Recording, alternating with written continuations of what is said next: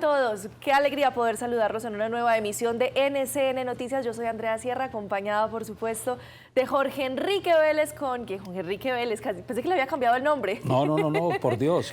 De Jorge Enrique Vélez, con quien estamos haciendo este programa tan especial para todos ustedes, donde les queremos llevar toda la información para que permanezcan siempre muy bien informados. Jorge, ¿cómo ha estado? ¿Cómo va? Muy contento.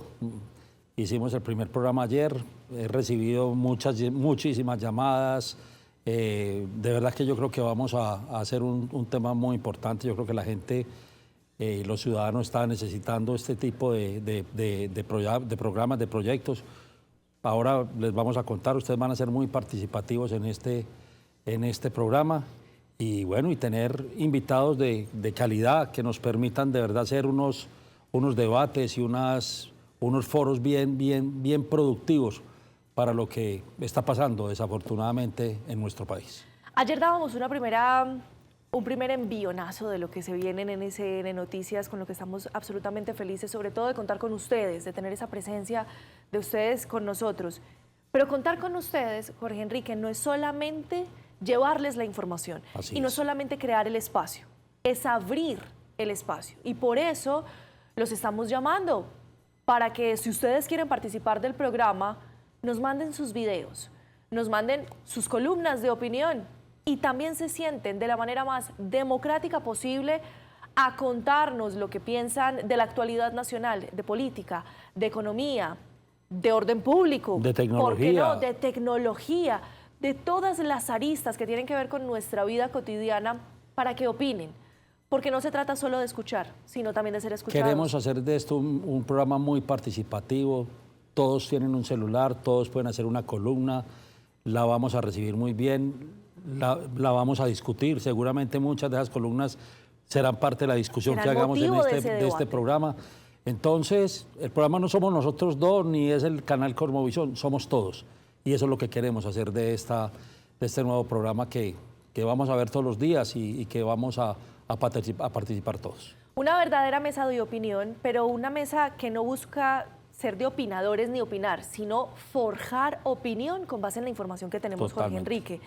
Y para eso nos tenemos que nutrir de los mejores columnistas, conocedores, expertos, analistas que tengan ese conocimiento que nosotros necesitamos para entrar en debate con la realidad. Y hoy sí que tenemos el mejor. Además, en un momento muy importante, en un momento que inicia el año, en un momento con una coyuntura de la región muy complicada, con el tema de Venezuela, con un tema gravísimo desde el punto de vista del crecimiento de la economía de nuestro país, de unas decisiones que uno las encuentra poco coherentes en lo que debería ser una decisión de un gobierno para tratar de crecer. Uno siente que estamos decreciendo.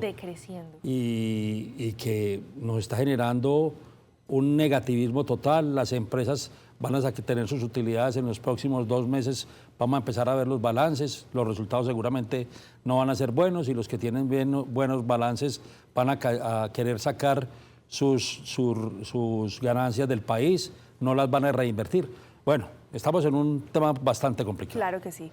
Y para entender un poquito esa realidad y ese panorama un poquito complicado, nuestro invitado ya nos dirá, una persona que siempre ha logrado mantenerse optimista, y esto se lo voy a reconocer, siempre que hemos tenido el honor y el privilegio de entrevistarlo, nos dice, él se mantiene optimista.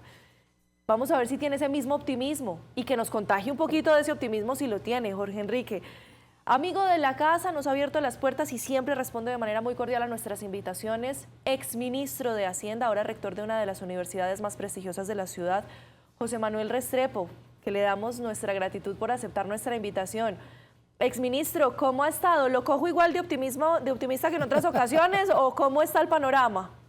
Yo nunca me dedico a llorar, sino a producir pañuelos, así que por principio general siempre soy optimista, Andrea. Y cómo no ser optimista frente a un programa nuevo como es NCN Noticias, y ver a Jorge Enrique, tremendo contratación, tremendo fichaje, y aquí con Andrea, que también es una gran periodista, pues construyendo un proyecto nuevo. Así que felicitaciones y qué grato estar aquí, qué orgullo.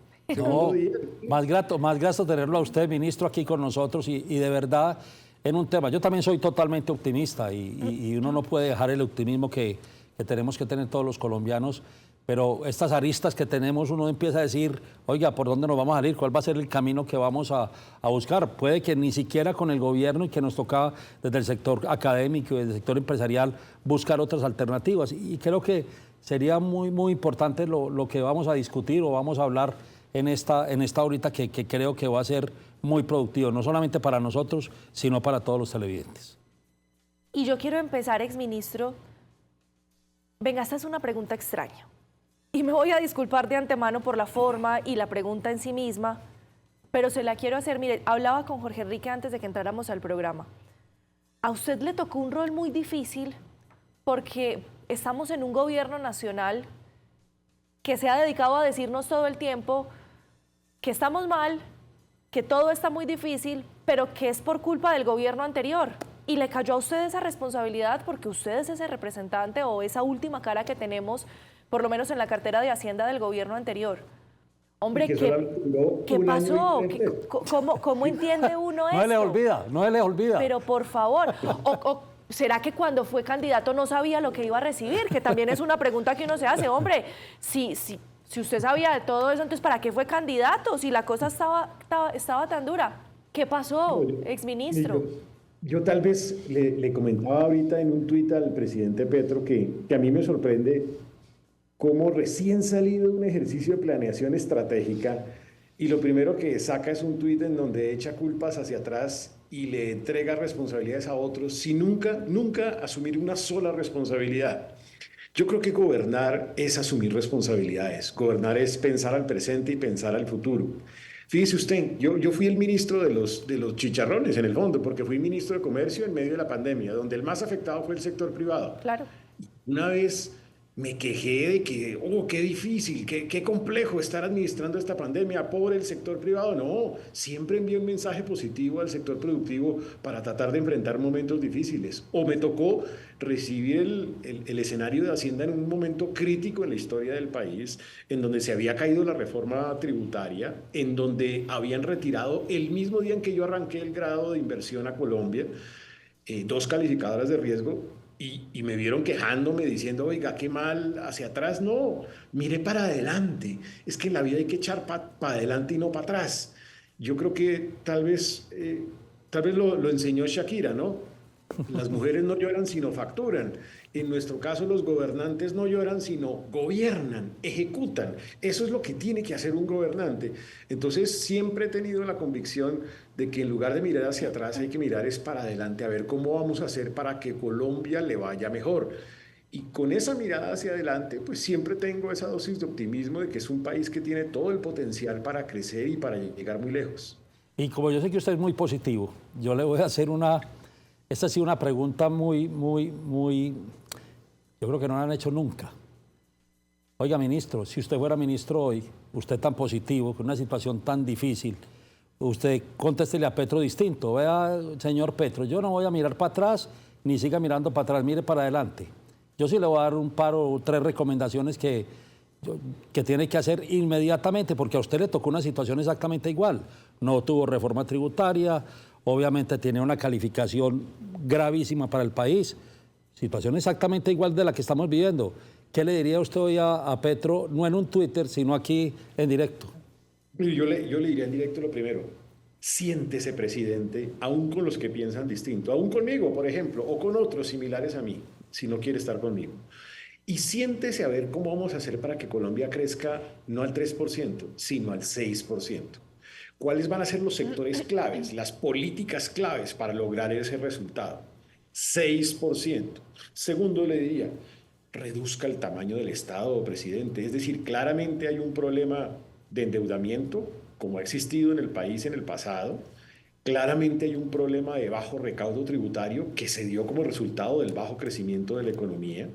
Claramente derivado de lo anterior hay un problema de caja y por eso la inversión pública no se está dando en la forma adecuada. Entonces usted necesita aprovechar la oportunidad, que es, usted aprobó un acto legislativo que discutimos, criticamos también, pero también dijimos, bueno, ya es un acto legislativo, la modificación al Sistema General de Participaciones, siéntese, aprovéchelo para modificar el tamaño del Estado, para definir las competencias, para reducir incluso los costos de la nación. Tercero, envíele mensajes de confianza al sector privado, construya consensos. De verdad siéntese en la discusión de la reforma laboral a ver qué cosas se pueden lograr mejor, cómo se puede lograr mejor esa reforma de la salud, pero con el sector empresarial, con el sector de la salud, en lugar de entrar en confrontación y entonces sacar un UPC, una unidad de pago por capitación que ni alcanza para nada en el sistema. Envíe mensajes de confianza al sector privado. Así usted animará a la inversión privada y habrá más crecimiento y más recaudo. Y envíele mensajes de tranquilidad también a las calificadoras de riesgo. No venga ahora con la idea de otra ley de financiamiento, ahora reforma tributaria para relajar, por ejemplo, la regla fiscal. Eso no envía buen mensaje a las calificadoras de riesgo. Lo único que generará es más costo de endeudamiento. Y finalmente, empiece a solucionar los problemas estructurales del país, los problemas de seguridad, los problemas de energía. Esos son los problemas centrales de lo que viene a continuación como nación.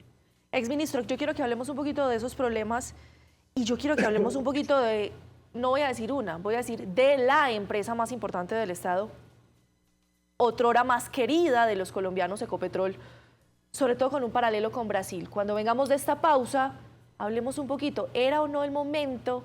Eso no fue una transición, de hacer un cambio en las economías del país, ya lo vamos a ver cuando vengamos de esta pausa.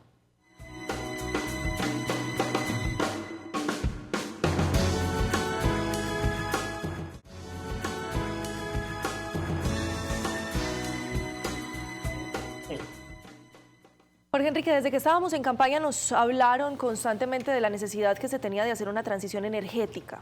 El entonces candidato Gustavo Petro habló de manera enfática de esa necesidad y cómo iba a ser una apuesta en su gobierno. Lo que pasa es que no hemos visto una transición. Lo que hemos visto es que de golpe y de manera abrupta se están tomando ciertas decisiones que han, permítanme el coloquialismo, lacerado significativamente no solo las arcas del Estado, sino que han aporreado a Ecopetrol, la empresa, como lo decía otrora, más importante, más grande y más querida, pues del país. Pero uno ve un vecino como Brasil, que tiene a Luis Ignacio Lula da Silva, representante de la izquierda sólida de Latinoamérica, que no ha aporreado para nada lo que tiene que ver con el petróleo de Brasil. Y estamos hablando del pulmón del mundo. Y estamos hablando de uno de los países más importantes en cuanto a lo medioambiental. Y entonces uno cómo entiende en Colombia, que puede ser un gran aliado, por ejemplo, en estos términos ambientales, que no entienda eso y que intente atropellar tan fuertemente a Ecopetrol. Exministro, ¿usted cómo entiende eso? Eso no se entiende, y eso no se entiende, entre otras, con una lógica simplemente pragmática. Yo por eso he dicho que deberíamos en el 2026 pasar del partido progresista al partido pragmatista. El pragmatismo soluciona los problemas porque no le mete ideología a la discusión. Todos somos conscientes de que debe haber una transición energética, que debe mitigarse el cambio climático, que debemos enfrentar esa realidad, la renovación incluso hacia energías limpias. Colombia lo ha venido haciendo por décadas. El punto es que la decisión que tomó este gobierno fue ideológica y es: a partir de ahora no se firman nuevos contratos de exploración de gas y de petróleo. Y eso tiene un costo significativo, porque eso es como si usted tuviera una empresa de pan y le dicen: a partir de ahora no puede producir pan. Entonces, ¿a qué se va a dedicar a producir? Y lo peor de eso es que es una decisión muy costosa para Colombia, porque es que el petróleo y el gas representan 5.6% del PIB, 20% de los ingresos fiscales de Colombia, 35% de la inversión extranjera directa, 40% de las exportaciones y 80% de las regalías de las cuales vive la inversión pública que hacen todos los departamentos de Colombia. Entonces, usted está pateando la lonchera, está haciéndose un harakiri personal. Si a eso, a lo anterior, usted le suma otras decisiones, tampoco puedes hacer contratos de exploración no convencional, ni siquiera en Colombia, en los Estados Unidos, que ya lo está haciendo, de hecho, y que ha sido la salvación de Ecopetrol. Tienes problemas de gestión de riesgo operativo, tienes problemas de gestión de riesgo financiero, tienes problemas de gobierno corporativo, porque el gobierno se ha metido dentro del gobierno de la entidad y está forzando decisiones como las que acabo de decir de no permitirle contratos de exploración no convencional en los Estados Unidos. Entonces, todo esto aquí ha llevado a que en 2 años y medio la acción de Ecopetrol se haya caído casi un 50%. El patrimonio de miles de colombianos se cae en un 50%. Claro. El patrimonio de la nación se cae en un 50% y se pone en entredicho una compañía que en el 2023 le puso a la nación 53 billones del presupuesto nacional, o sea, más del 10% del presupuesto nacional. Estamos jugando con la lonchera, pateando la lonchera, y estamos jugando, me parece que de manera equivocada y de manera muy peligrosa, un juego en contravía de la que ha sido otrora la joya de la corona de nuestro país, la que nos ha permitido vivir como país.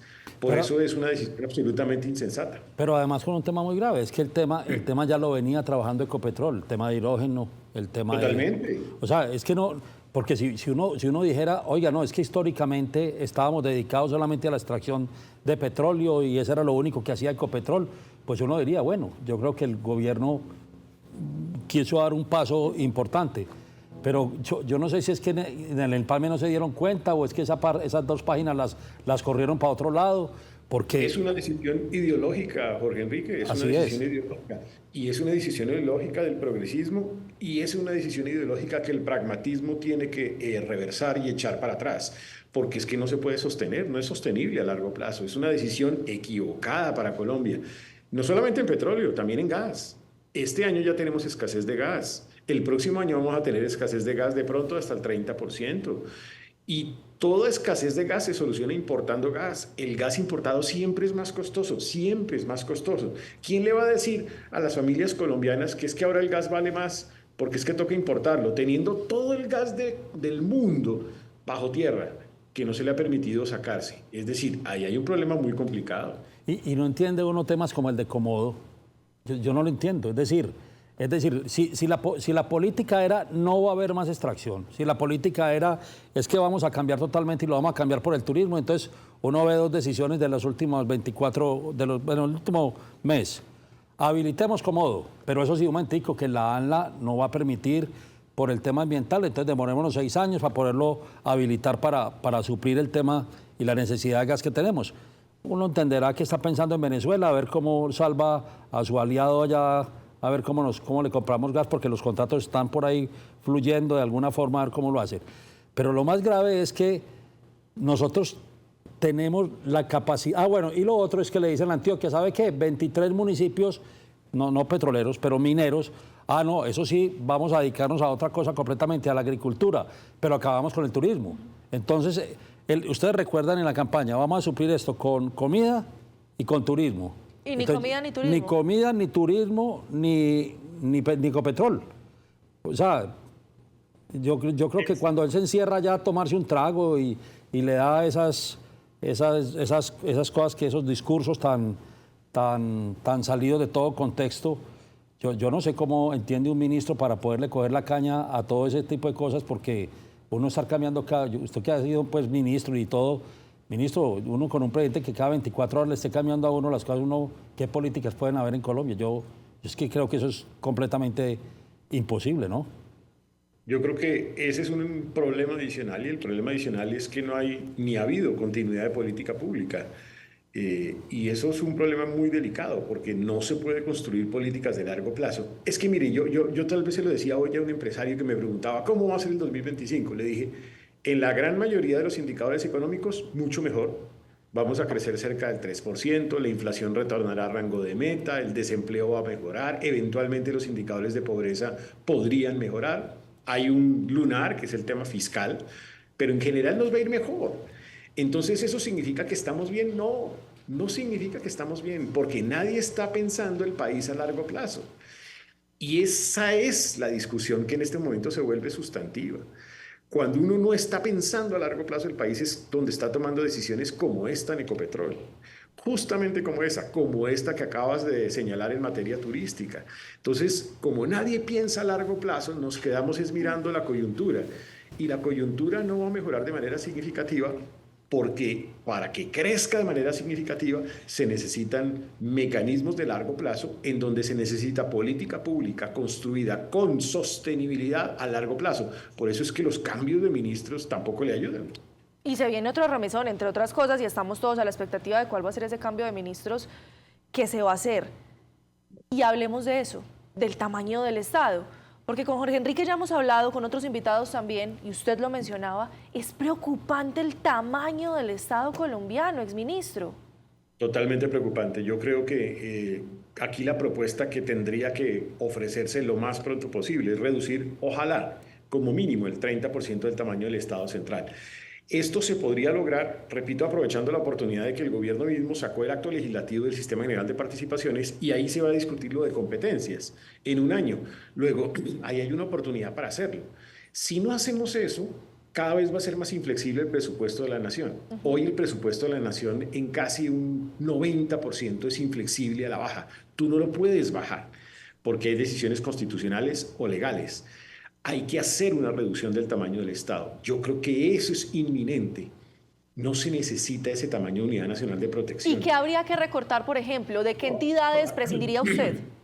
Yo, por ejemplo, creo que hay que revisar de fondo la Unidad Nacional de Gestión de Riesgo, hay que revisar de fondo la Unidad Nacional de Protección, hay que revisar de fondo si necesitamos 3 fiduciarias o no, hay que revisar de fondo si podemos funcionar con un solo banco, hay que revisar también de fondo en la eliminación de algunos ministerios, arrancando por el Ministerio de la Igualdad. Las cosas se pueden hacer de una manera distinta y simultáneamente entréguele atribuciones y responsabilidades a los entes territoriales, como lo prevé ese acto legislativo, entréguele vivienda, entréguele saneamiento, entréguele educación, entréguele salud, pero va a tener que disminuir el tamaño de esas entidades también del Estado, porque no se necesitará toda esa gente. Entonces, la disminución del tamaño del Estado sí es posible, se necesita es voluntad política y conciencia de que si no lo haces, puede ser que a 4 años sobreagúes, pero el Estado no se puede pensar a 4 años, tenemos que pensar un Estado a 20 años.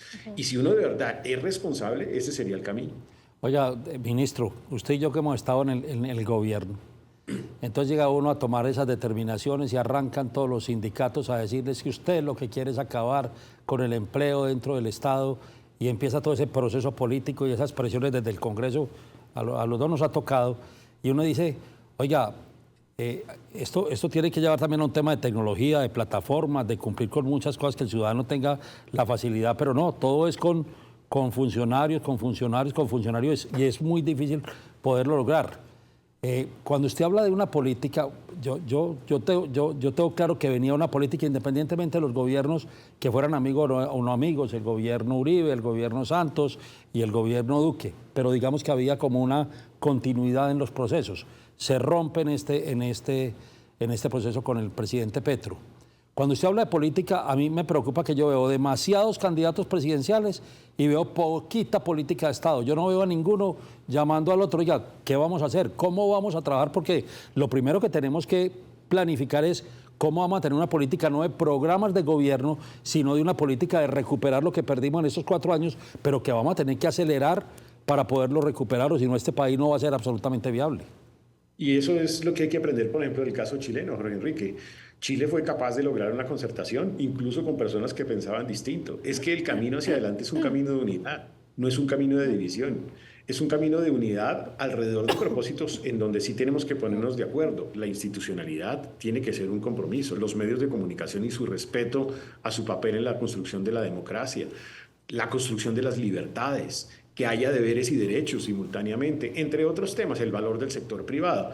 Entonces, nos tenemos que poner de acuerdo en un mínimo común denominador, pero sí tenemos que construir una concertación porque, como tú acabas de decir, estas decisiones son dolorosas y estas decisiones son las que requiere el Estado.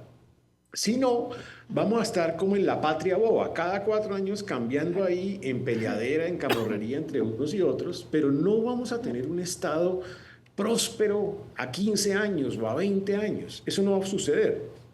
Teniendo todo para que suceda, porque es que este país sigue siendo el país más biodiverso del mundo, el segundo más biodiverso del mundo, el país con más diversidad cultural de la región, un país con talento humano sobresaliente, trabajador y emprendedor como el que más en América Latina. Entonces, si usted no aprovecha eso y se pone de acuerdo alrededor de esos propósitos de Estado de largo plazo, va a ser muy difícil el escenario del país. Rector, nos tenemos que ir a una pausa. Le voy a pedir que no se nos desconecte. A todos los que nos están sumando a esta transmisión, pues que se queden con nosotros, que ya vamos a seguir conversando acá en NSN Noticias.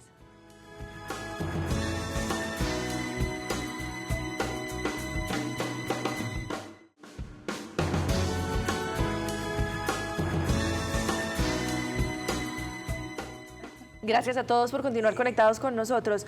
Jorge Enrique, el exministro, cuando nos contaba que está optimista y que tenía algunas propuestas, mencionó algo a lo que le apostaría que a usted le quedó dejando o que le dejó mejor una inquietud muy particular. Sí, ministro, y yo lo entiendo que es muy difícil que sea el 6% con las políticas actuales del gobierno, pero usted dice, se podría crecer al 6%. O sea, ¿qué tendríamos que hacer nosotros? A ver si le mandamos un mensaje al gobierno, a ver si de alguna forma entiende. Sector privado, sector académico que usted representa hoy, medios de comunicación. Oiga, presidente, venga, que es que sí es posible. Y los caminos serían estos. Le voy a dar algunos ejemplos, Jorge Enrique. Primero, el sector de agroindustria puede ser una oportunidad para ayudar en ese crecimiento. ¿Qué hay que hacer? Meterle tecnología de cuarta revolución industrial. Es decir, hay que aprovechar, por ejemplo, lo que puede haber estado haciendo el ministro Lizcano para fortalecer el uso de inteligencia artificial en el sector agropecuario, en el sector agroindustrial. Segundo, sectores de servicios basados en conocimiento. Esos son los sectores que más crecen hoy en exportaciones en el país. Me refiero, por ejemplo, a temas de call center, BPOs, servicios financieros, servicios de tecnología, servicios en general con el uso de tecnología. Oportunidades se podrían lograr. ¿Qué de pronto se necesita? Una ley como la que montó Argentina recientemente, que motivó todo ese sector. Todos los sectores de energía, tú lo acabas de decir, son oportunidades. ¿Qué se necesita? Acabar con esas consultas a comunidades que no están funcionando. Eso es un negocio. Hoy en día es un negocio para alguien. O por lo menos modificarla. Modificar también el tema de licencias ambientales con, si es del caso, silencio administrativo positivo, acelerar licencias ambientales para el sector de energía. Una oportunidad hay en ese sector. Podría señalar también en el sector del turismo, ahí hay oportunidades, pero ¿qué se necesita? Política coherente. Entonces vamos a apoyar de verdad al sector turístico para que se desarrolle, no como hizo la última reforma tributaria que eliminó beneficios al sector turístico. Entonces, si hay sectores por donde crecer, lo que se necesita es una buena política pública para aprovechar eso y lograr ese crecimiento de más del 6%. Yo complementaría con una presión que se va a venir necesariamente y digamos que son contradictorias la una de la otra. Tema de Venezuela. El tema de Venezuela nos va a generar una problemática a Colombia grandísima. Yo creo que aquí va a llegar mucho venezolano. Si la situación va a seguir allá, nos van a llegar lo que les llegó a ustedes en el gobierno del presidente Duque, seguramente la misma cantidad. Pero hay otra incidencia muy importante y es Trump, que la va a mirar mucho a América. Está pensando en todo ese proceso, su gran amistad y su gran alianza, y ya lo sabemos con la invitación a su posesión de Milei, Bukele y Noboa de Ecuador. Yo digo que llegó el fin del Foro de Sao Paulo porque lo está eliminando de alguna forma. ¿Usted cree que esos dos temas qué incidencia puede tener en la economía y en una presión puntual hacia el gobierno del presidente Petro? Jorge Enrique, yo creo que tú pones un tema que me parece que es el tema más importante en política exterior colombiana desde el 2026 o antes. Colombia tiene que seguir insistiendo en la recuperación de la democracia en Venezuela. Por eso yo lo he hecho públicamente con tanta fuerza, con tanta vehemencia. Porque es que si Venezuela recupera la democracia, eso podría significarle a Colombia un punto porcentual adicional de crecimiento del PIB. Sería la venganza de Cúcuta, norte de Santander, Santanderes, Boyacá, porque el gran protagonista del desarrollo industrial de Venezuela sería el empresario colombiano, porque el gran protagonista de tener venta de productos, de alimentos, de elementos de aseo, de medicamentos, sería Colombia. Entonces ahí se abre una gran oportunidad, pero lo primero que hay que hacer es acabar con la tiranía. Hay que desmontar esa tiranía, recuperar la democracia, porque en ese momento los actores internacionales van a respaldar a Venezuela. Los recursos van a empezar a fluir de nuevo a Venezuela. Y el impacto de Venezuela para la economía colombiana es gigantesco. Y yo le quería preguntar sobre eso, exministro. ¿Qué tan importante es Venezuela para la economía colombiana actual? ¿Qué transacciones tenemos nosotros con Venezuela? Hoy en día termina siendo... es más de lo que teníamos antes porque la frontera se ha venido abriendo, mejorando y eso ha ayudado, pero francamente pudiese ser muchísimo más. Es que esta es una frontera que pudiese llegar fácilmente a más de $6.000 millones en exportaciones, no de la noche a la mañana, pero eso ya significaría más del 10% de las exportaciones colombianas. O sea, las oportunidades son todas y no estoy hablando de inversión extranjera. La oportunidad de inversión extranjera es toda para Colombia. Porque, como le acabo de decir, Venezuela no tiene industria hoy en día. acabó con su industria de alimentos, acabó con su industria de elementos de aseo, acabó con su industria de medicamentos. ¿Qué es lo primero que un país necesita para prosperar? Eso. Es que los colombianos tienen que saber que Venezuela hace 26 años era 100 pesos de PIB y hoy en día es 25 pesos de PIB. O sea, Venezuela se puede multiplicar por 4 si llegara a retornar a lo que era otrora. Luego las oportunidades son ver a Venezuela multiplicado por 4. Y el gran protagonista para eso es el que está al lado en la frontera, que es Colombia. No, los primeros 5 años van a ser nuestros, porque ellos no están preparados para nada. Es decir, la industria será la de Colombia, las exportaciones serán la de Colombia. O sea, las oportunidades son absolutamente, yo creo que esa es la lotería más grande que nos ganaríamos los colombianos. Es el baloto de Colombia, pero hay que verlo también, que ha sido también la gran oportunidad para demostrarle al mundo cómo se maneja una crisis migratoria, porque para bien o para mal, también tenemos que ser conscientes de que nos ha costado esa crisis migratoria y que hemos sufrido seguramente muchos en esa realidad, pero que lo hemos hecho con respeto a la dignidad de los seres humanos y le hemos demostrado al mundo cómo se administra con dignidad humana una crisis migratoria. Si simultáneamente con eso aprovechamos la oportunidad económica que se deriva de esta realidad en Venezuela, pues el resultado sería muy, muy relevante para el país. ¿Qué cree usted que va a pasar con Trump? Que yo creo que ese sí va a ser un eje fundamental. ¿Y qué va a pasar con Colombia? Entre otras cosas, con un gobierno completamente contrario a lo que es Trump, pero que las presiones van a ser grandísimas. Va a tener la presión de Ecuador, vas a tener obviamente la presencia que ya está tocando el tema de Panamá y todo el tema de Centroamérica, pero vas a tocar seguramente Brasil, que Lula es un hombre muy práctico. Lula no va a pelear con Trump y va a tener que replantear todo su modelo económico en lo que lo puede hacer. Y ahí estamos con esa presión en Colombia. ¿Qué puede pasar con Colombia o cómo lo está viendo usted? Mire, lo primero que hay que hacer es, hay que enviar un mensaje parecido al que ya aprendió la lección Andrés Manuel López Obrador cuando fue presidente de México, que al principio arrancó muy gallito fino con el presidente Trump y lo devolvieron con cajas destempladas. Yo creo que eso le puede pasar a Colombia. Por eso lo primero que hay que hacer es una buena política de relaciones exteriores con los Estados Unidos. Y eso no es un tema menor, porque el presidente Trump va a exigirle a Colombia varias cosas: una política migratoria mucho más fuerte, una política antidrogas de verdad fuerte. Es que en Colombia ya estamos llegando casi que a los 300.000 hectáreas de coca. Nos estamos rellenando de coca. La potencialidad de la producción de coca dice que podríamos llegar a 400.000 hectáreas de coca. Lo que pasa es que el presidente Biden fue, la verdad, pusilánime. Ese gobierno no ha sido capaz de controlar la producción de droga en nuestro país, ni ha dicho absolutamente nada sobre la producción de droga en Colombia. Pero el presidente Trump no va a aceptar eso. No existe ninguna posibilidad de que lo acepte. Entonces, en ese escenario, nosotros vamos a tener que ser mucho más fuertes y demostrar nuestra capacidad para enfrentar el fenómeno de la producción de droga en el país.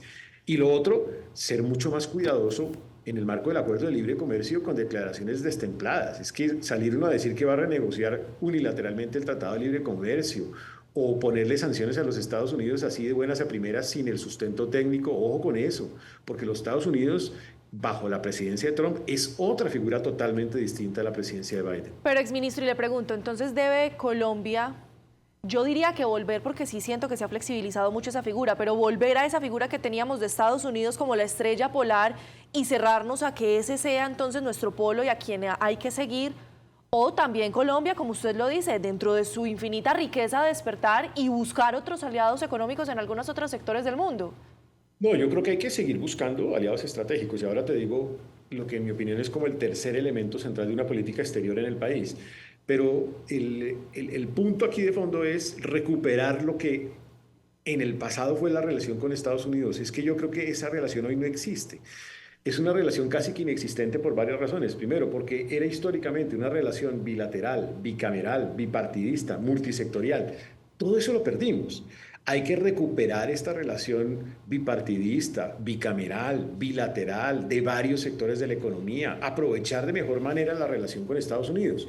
¿Significa eso concentrarse solo en ellos? No. Por ejemplo, yo creo que Colombia no ha podido hacer mucho, y ahí los gremios no han ayudado tampoco, no ha podido hacer mucho en las relaciones con el Asia. No hay que tenerle miedo a la relación con Japón. Los gremios hay veces le tienen miedo al acuerdo de libre comercio con Japón. Hay que avanzar con Indonesia, hay que hacer lo mismo con India. Es que Colombia tiene que abrirse a las potencialidades que hay en el mundo. Y el mundo hoy en día pasa por Asia. Así como también hay que aprovechar lo que hizo el presidente de Petro, pero que hay que materializarlo en oportunidades de negocios de industria liviana con África también. Entonces, se puede aprovechar siempre y cuando exista esa voluntad. Vamos a quedar en la mitad de esa guerra geopolítica entre China y Estados Unidos. Porque obviamente uno está viendo la presión de China. El tema del Canal de Panamá es simplemente un mensaje que Trump le está mandando a China a decirle, oiga, ese canal nosotros lo hicimos, ustedes hicieron el segundo, o la ampliación, pero ese es nuestro. Y creo que es un mensaje que le está mandando no solamente a Panamá, sino a toda la región, de alguna forma en ese contexto. Y nosotros con un puerto como el Puerto Antioquia ahí, que estamos ahí pegados, pues obviamente nos va a caer, ese resfriado, esa gripa nos va a pegar a nosotros de alguna forma. Y creo que con ese concepto ideológico de Gustavo Petro, de tratar de seguir peleando, de seguir dando unas declaraciones destempladas, nos va a generar una problemática en el tema de, hoy que estamos con el café en el mejor de los momentos, bueno, en todo ese tema de exportaciones de alimentos que digamos que somos muy competitivos.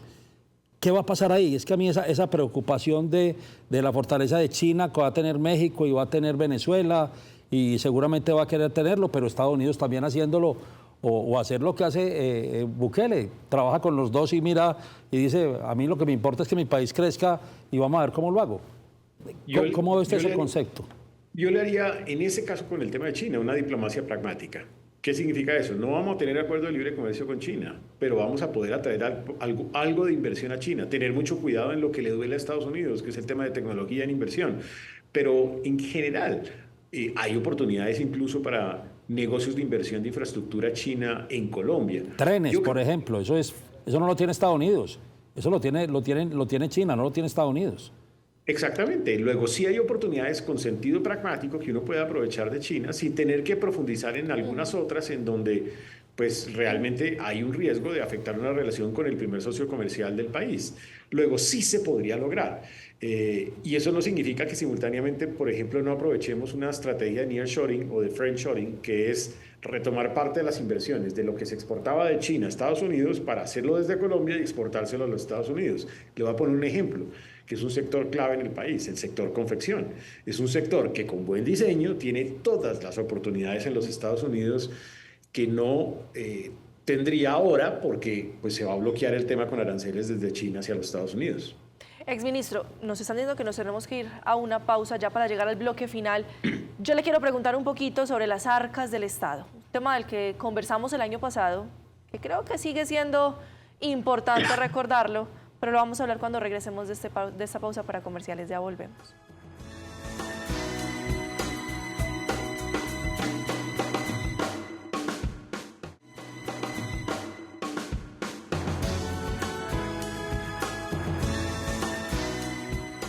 El año pasado, Jorge Enrique, en una de las oportunidades que tuvimos el placer de conversar con el exministro Restrepo, hablábamos sobre una preocupación que se tenía por en ese momento un artículo, una investigación que había sido compartido sobre las arcas del Estado. No tenemos plata, así de sencillo, no había plata. Exministro, seguimos sin plata.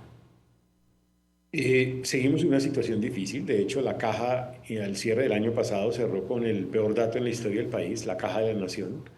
Seguimos teniendo la dificultad pues, de que nos estamos montando en un presupuesto desfinanciado para este año 2025, de por lo menos 12 billones de pesos.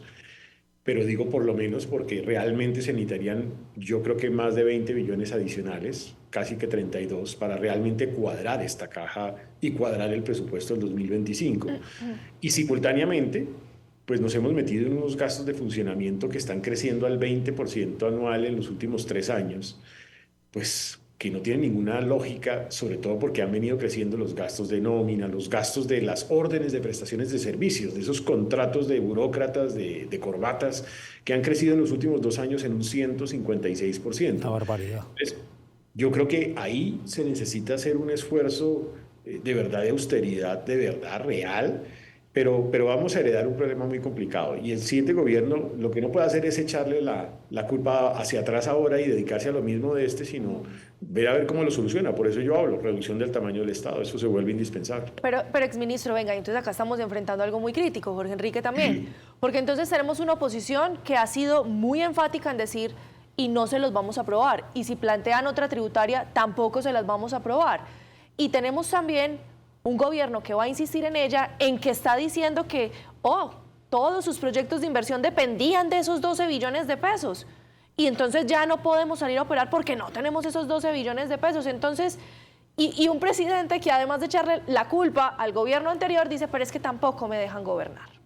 Y entonces... Sí, pero además hay que tener en cuenta sensatez y realismo. ¿Sabe cuánto vale en el presupuesto de la Nación la adición presupuestal? 2.2%. Con eso no se solucionan los problemas que hay, que son por todos lados. Es que son en infraestructura, en subsidios de energía, en subsidios de créditos educativos, en recursos para las universidades públicas, en vivienda, en absolutamente todo. Es decir, están usando eso, pero realmente porque lo que necesitan es tener una platica adicional para gastarse adicional entre el año 2025 y el año 2026. Pero en realidad no se necesita esa reforma, que entre otras además es pésima para la recuperación económica, porque es que la propuesta, dice el presidente, le baja los costos a las empresas. Falso. Le reduce la tarifa corporativa, pero simultáneamente le aumenta el impuesto de ganancia ocasional, le aumenta el impuesto al carbono, le aumenta el impuesto en tarifa mínima, le pone impuesto al patrimonio de activos a las empresas. Por donde se le mire, acaba con las empresas, acaba con el régimen simple. De esa manera perjudica a los microempresarios. Entonces, es una mala propuesta que además relaja la regla fiscal, que es lo que en el fondo se quisiera. Relajar la regla fiscal, porque relajando la regla fiscal le da más espacio de endeudamiento para gastarse más. Pero ese no es el camino. El camino es, en el marco de la modificación del acto legislativo de la SGP, hacer una propuesta de disminución de tamaño del Estado y una buena asignación de competencias a los entes territoriales. Oiga, a mí sí que me preocupa ese tema de los entes territoriales por la falta de preparación de los entes territoriales. Y que no vamos a que sea peor la droga que la enfermedad, porque no están preparados y uno entendería que Medellín y Bogotá y Cali y posiblemente de Barranquilla y Cartagena no tengan problemas. Pero yo no me quiero imaginar en esos departamentos poco preparados que les vaya a llegar esa cantidad de dinero y que lo que terminemos es teniendo una problemática, porque si nosotros de verdad, y si vamos a delegarle y le vamos a quitar al centralismo eso, si no hay una preparación y hay una decisión de fondo, acompañado con la academia, acompañados con todos, que de verdad le digamos a los departamentos, a los municipios, a qué se tiene que hacer, aquí lo que vamos a hacer es que vamos a trasladar los funcionarios del Estado, del ente nacional, al municipal. Ministro, ¿cómo evitar que eso nos vaya a pasar? Esa sí es la mayor preocupación, que no solamente la tengo yo, la tienen la mayoría de los colombianos. Esa fue la preocupación del senador Humberto de la Calle, por el cual votó negativo a esta modificación del acto legislativo, y tiene razón. Yo la agrego en dos vías, o la sumo en dos vías. Uno es, se va a necesitar fortalecer capacidad de gestión de recurso de presupuesto nacional en cabeza de muchos entes territoriales que no tienen esas capacidades, y no me refiero ni a las grandes capitales ni a los grandes departamentos del país. Y segundo, se necesita fortalecer los entes de control en los entes territoriales para controlar que los recursos no terminen convirtiéndose en una piñata que va a ser distribuida a los actores políticos locales con problemas de corrupción. Entonces, esos dos elementos necesitan un buen diseño de esa ley de competencias. ¿Qué caminos transitorios se pueden implementar? Por ejemplo, lo acabas de decir, de la mano de la academia, para mejorar las capacidades de gestión de los entes territoriales. ¿Qué mecanismos de acompañamiento van a darse ex ante incluso a las ejecuciones por entes de control para evitar que haya esos riesgos de corrupción? Eso significa diseñar una buena ley de competencias, y esa debe ser la primera prioridad. Es que era un año para eso, ¿no?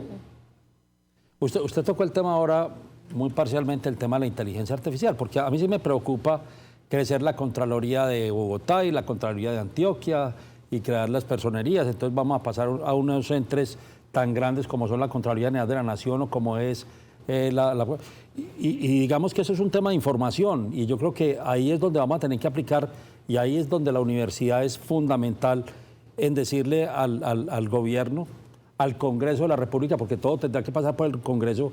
Oiga, venga, aprovechemos también la tecnología y ojalá la inteligencia artificial para que realmente, y ahí sí la corrupción tendrá problemas muy graves porque le van a poner muchos controles.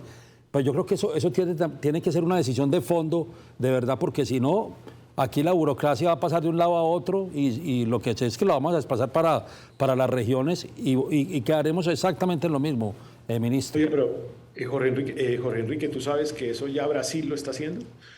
A través del uso de blockchain, por ejemplo, está haciendo varios de los procesos de contratación. Entonces, si yo utilizo un mecanismo de blockchain y por esa vía entra toda la contratación se vuelve pública, porque cualquiera puede acceder a esa información de todos los pasos y de todos los procesos. A mí me parece que ese es el mejor camino, es inyectarle tecnología, en este caso uso de blockchain, por ejemplo, para todos los procesos de contratación locales y nacionales, de tal manera que con esa vía uno controle esos riesgos de pérdida de integridad o de corrupción.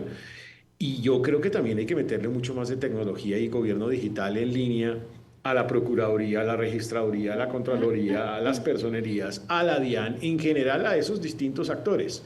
Es que yo no lo dije, pero creo que también un camino que tenemos que construir desde ya es cómo vamos a hacer para disminuir el tamaño también de la regulación que tiene este país. Sí, total. Es una regulación absurda. Es que es totalmente absurdo que en Colombia anualmente las nuevas leyes, decretos, resoluciones y circulares sean algo así como 20.000 al año, algo así como 7.000 por día. Es una cosa loca. Eso no puede funcionar de esa manera. El país tiene que modernizar, simplificar, lograr más eficiencia regulatoria, como lo está haciendo hoy Argentina, entre otras además. Creo que ese camino es absolutamente indispensable y ahí vamos a tener que reflexionar de entidades. O sea, hoy lo que es hoy INVIMA no puede existir. O sea, el INVIMA no puede ser de esa manera. O sea, 3 años para que le aprueben a uno una resolución para un nuevo medicamento en Colombia que ya fue aprobado por los Estados Unidos. Eso no tiene sentido. Lo mismo en el ICA, lo mismo en varias de las decisiones que se toman a nivel nacional que terminan siendo muy complicadas y complejas para el sector productivo. Es que yo veo que el diagnóstico está. Yo lo que creo es que ahí es donde nos tenemos que... Ese acuerdo nacional del ministro Cristo que es más eminentemente político. Yo creo que el acuerdo nacional está en la estructura del Estado, en lo que tiene que seguir siendo el Estado. Ahí es donde... Y yo creo que usted que está hoy en la universidad y que ha estado como ministro, ustedes son los que... Tenemos que jalonar todos, pero digamos que desde ahí hay que jalonar para que, obviamente, en ese acuerdo nacional podamos tener un país eficiente y tener una estructura de Estado completamente eficiente que nos vaya a permitir, ese sí, tener unos presupuestos ajustados realmente a lo que tienen que ser y que la inversión aumente como realmente tenemos que esperar. Exactamente, yo creo que ese es un camino indispensable porque si usted genera esos mínimos mensajes de confianza, al día siguiente se llena de inversión extranjera este país, pero se llena de inversión extranjera directa, porque las oportunidades son todas. Es que cuando uno tiene 14 millones de hectáreas y disponibles 40 para producir, ser la despensa del mundo, pues es toda la oportunidad del mundo. Lo de energía eólica, energía solar, toda la oportunidad del mundo. El turismo sostenible, toda la oportunidad del mundo. Lo que pasa es que tenemos que lograr enviar esos mensajes de claridad y tranquilidad a esa inversión privada e internacional. Exministro Jorge Enrique, llegamos al final. Lo bueno no dura, dicen por ahí. Gracias por habernos aceptado la invitación, exministro. Extraordinario, yo creo que hicimos una disertación importante. No será la última, ministro. Lo vamos a tener que seguir invitando muy, muy a menudo porque de verdad tenemos que hacer una gran reflexión de país, tenemos que juntarnos todos. Usted sabe que cuando me dijeron, oiga, ¿por qué no? Yo dije, yo creo que desde aquí tenemos que empezar a hacer esa reflexión de país y lograr lo que todos queremos. Yo creo que no haya ningún colombiano que no quiere que salgamos de la olla. Es que estamos en el fondo de la olla. Yo creo que ningún colombiano, izquierda, derecha, centro, todos queremos salir, pero nos tenemos que poner de acuerdo en lo estructural. Yo no creo que ni en lo político no nos vamos a poner de acuerdo, no hay ninguna posibilidad, pero por lo menos sí en lo estructural.